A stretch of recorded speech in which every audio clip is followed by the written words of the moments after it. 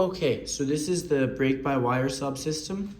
It contains two main parts, one of which is the standard braking, which is unchanged from the top card version, and that can be found right here. So this part is the brake fluid reservoir, this black part down here, which has this lever sticking out, which can be moved left or right whenever a manual user sitting in this seat uses his left foot to push this pedal along, which in turn moves this rod forward or back, and you can see it displaces the lever, which then sends hydraulic fluid through this little pipe system back here all the way to the calipers, and that's how you can bring the car to rest either gradually or suddenly, depending on the kind of brake signal you send.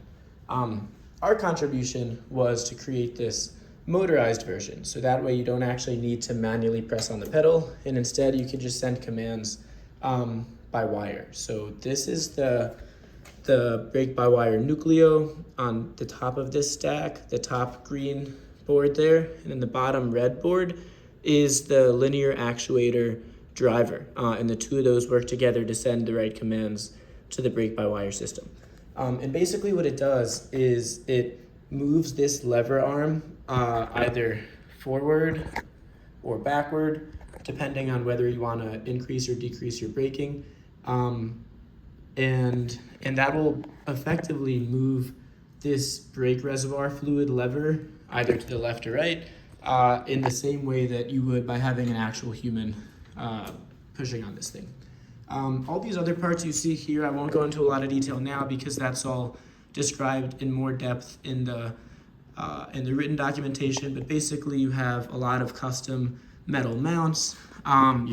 These two are the same on either side. Down here at the bottom, we have some 3D printed mounts.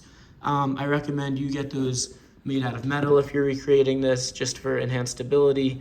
A lot of screws, nuts, washers, various fasteners, all that can be found on the website. Importantly, the brake-by-wire runs PID control. So in the back, we have a brake pressure sensor, which collects data on the actual brake pressure, and that's in turn compared to the commanded brake pressure signal, which is sent through these nucleo, through the nucleo and driver, as I mentioned earlier. And if the actual brake pressure reading is smaller than desired, then the PID will know to move this lever arm to the left and physically push on the brake a little bit harder to compensate, and vice versa. So that, in a nutshell, is the brake-by-wire subsystem.